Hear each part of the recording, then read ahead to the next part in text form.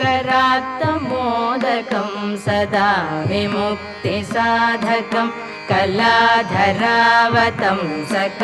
विलासिलोकरक्षकं मुदाकरात्तमोदकं सदा विमुक्तिसाधकं कलाधरावतंसकं विलासिलोकरक्षकम् अनायकैकनायकं विनाशिते भदैत्यकं गताशुभाशुं नाशकं नमामि तं विनायकम् अनायकैकनायकं विनाशिते भदैत्यकं